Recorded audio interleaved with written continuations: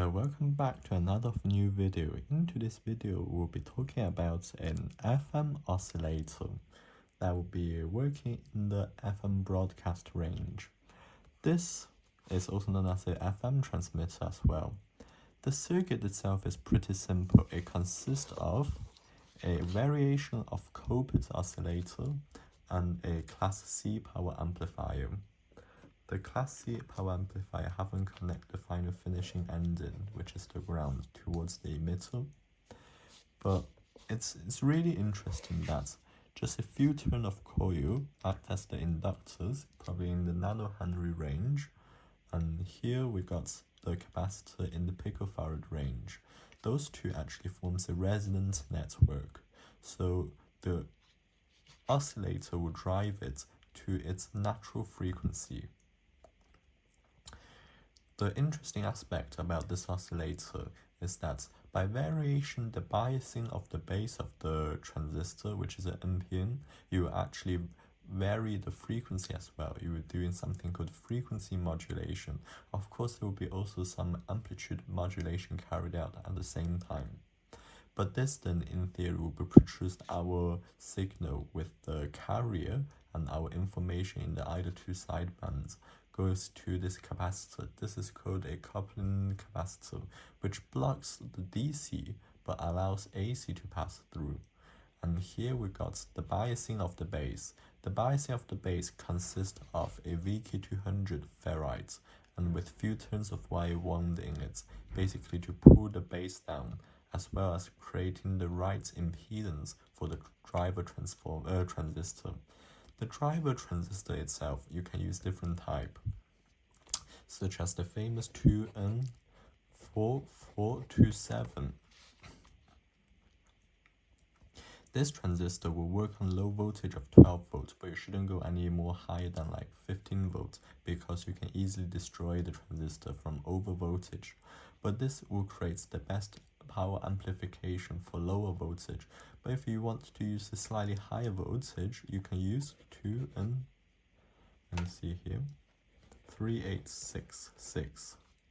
This one will allow you to work up to like 28 volts and give you a good RF output if you drive the transistor well as if you balance the network.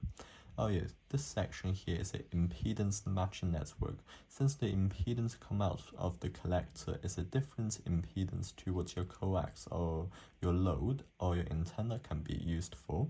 So therefore, you want to match the impedance with a matching network. Here we can see it's like an L match, but you also included a capacitor here as well. You can vary in it. This one also acts as a decoupling capacitor, which blocks the DC, allows AC only to pass through. Because if you look closely, this inductor is also connected to the VCC as well. And when you're testing it, if you don't have a license, like for example for the broadcast band, probably this one wouldn't be able to use in mass majority of the world due to the harmonics it's also produced. So if your local area can use it and you have the correct license, you probably also need a low pass filter for this circuit. But generally this one is just for educational purpose only. We will do the testing if you want to connect a 50 ohm match load.